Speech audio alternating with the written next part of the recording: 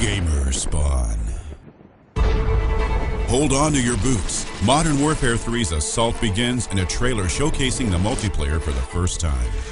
Whilst much of the action follows the tried and tested Call of Duty formula of high-octane explosive combat, we've noticed a few things which would benefit from closer inspection. We start out with footage from the Kill Confirmed game mode on a map based somewhere in London.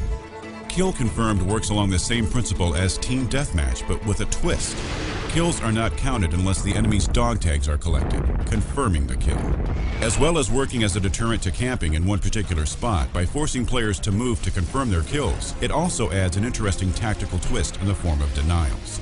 Players are able to collect the dog tags of fallen team members, denying the enemy an opportunity to score.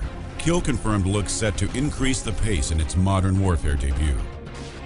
The soldier we're looking at is equipped with the M4 carbine, flashbangs, frag grenades, and the Heckler & Koch M320 40mm grenade launcher as a secondary weapon.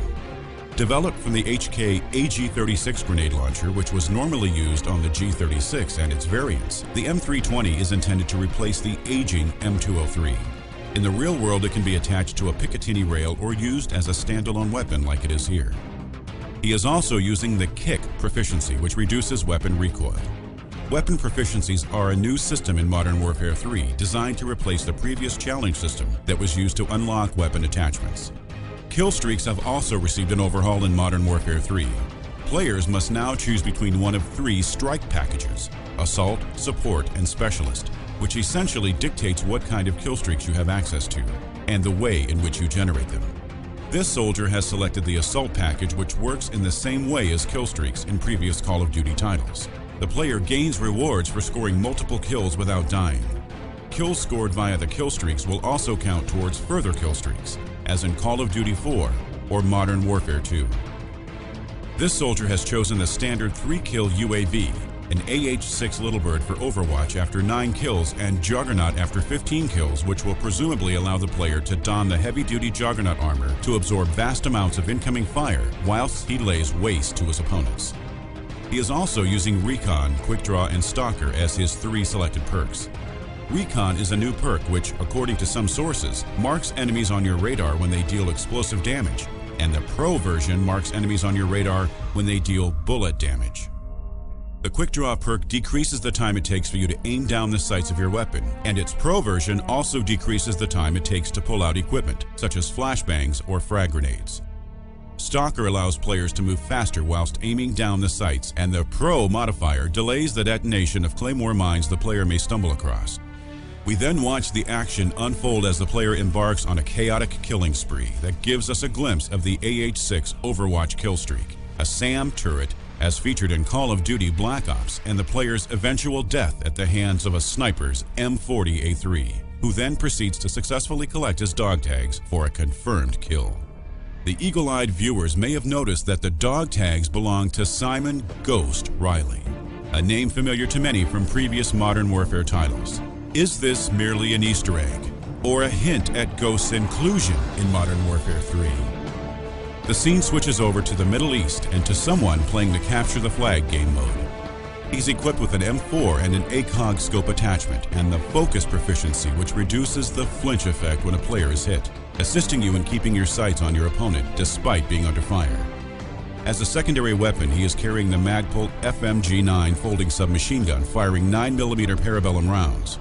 The player is also using EMP grenades for disabling enemy equipment and Bouncing Betty anti-personnel landmines, which, when triggered, rise into the air and explode into an opponent's upper chest and face. He is also making use of the Support strike package, which focuses on providing bonuses for the team, rather than on purely offensive abilities. Another important difference is that the streak counter does not reset when a support player dies, allowing you to continue to rack up your streak and provide additional benefits, such as SAM turrets or counter UAVs, or an EMP strike. This player has selected Airdrop Trap, a crafty decoy care package fitted with explosives, Remote Turret, which is a sentry gun on wheels that the player can operate via remote control, and lastly, an EMP strike for disrupting and destroying enemy equipment. For perks, we can see he has chosen Extreme Conditioning, allowing him to sprint for a longer duration, and its Pro modifier also allows players to climb objects faster. Assassin, which renders players undetectable by UAV, thermal imaging, heartbeat sensors, and portable radars.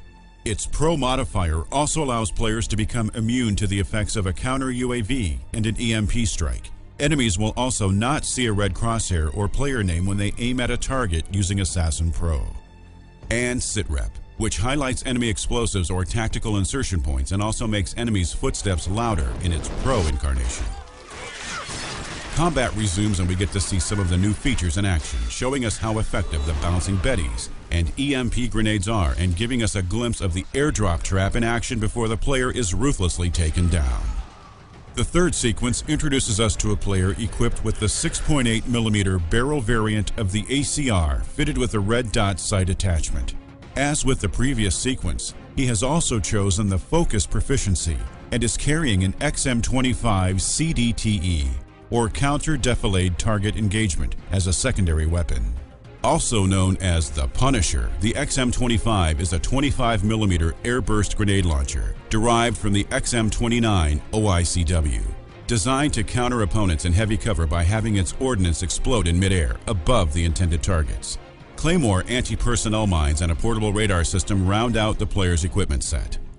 We're shown that he is also using the support strike package we were introduced to previously, though this time we see the player has opted to use ballistic vests, which when activated, gives the whole team ballistic vests, making them harder to kill. Recon drone, which is operated by remote control, allowing the player to spot enemies for his team. And Stealth Bomber, which returns from previous games, giving the player a targetable airstrike that the enemy cannot see inbound on their radar. For perks, he is using Recon. Blast Shield, which greatly reduces explosive damage, and in its Pro ability provides immunity from stun grenades and flashbangs. And Dead Silence, which eliminates any noise the player makes whilst moving, and also stops you from taking fall damage as its Pro modifier. Another bout of action ensues with the player making excellent use of his equipment, showcasing the destructive power of the XM25's airburst grenades and using his airstrike to clear out a marketplace. We also see the remote turret killstreak in use before the ever-present sniper puts an end to the player's run. The final sequence takes place in the ground war game mode, returning from previous titles, this time in New York. The player is carrying an ACR 6.8mm variant, but this time is using the attachments proficiency, allowing him to equip two modifications to his weapon. In this case, a heartbeat sensor and a dual scope. The player is also carrying an SVD Dragunov sniper rifle as a secondary weapon, thanks to the Overkill perk, which allows two primary weapons to be carried. He's also equipped with a throwing knife and a trophy active protection system, which is designed to destroy incoming missiles, utilizing a shotgun-like blast. The final strike package, Specialist, is revealed. The Specialist package allows you to pick an additional perk each time you hit the streak requirement at 2, 4, and 6 kills respectively. This gives the Specialist a wide array of options, particularly since the additional perks do not appear to be limited to specific slots, as they are normally. Some perks we haven't seen yet are visible. Blind Eye Pro renders the player undetectable by enemy radar and UAVs and gives the player a faster lock-on time and bonus damage against enemy air support. Overkill Pro allows the player to carry two primary weapons and also fit the second weapon with two attachments. Scavenger Pro allows players to pick up ammunition from fallen enemies and also provides the player with extra starting magazines when he spawns in. Steady Aim Pro increases hipfire accuracy and allows players to aim down the sight faster after sprinting. Lastly, Marksman Pro allows players to identify targets from a longer range and also allows you to hold your breath longer when steadying a rifle's aim. The final action sequence then takes place, giving us a glimpse of how the dual scope operates and how the trophy APS will assist players against incoming rocket fire, as well as the long overdue death of the trailer's sinister sniper figure. With a more streamlined weapon progression mechanic, a new and more diverse killstreak system, as well as an expanded weapon and equipment inventory, Modern Warfare 3 has shown that it won't go down without a fight. Mixing the tried and tested formula with a host of tweaks and changes that Infinity Ward creative strategist Robert Bowling says will result in the most balanced multiplayer experience we have ever done. The Modern Warfare juggernaut approaches. World War III is coming.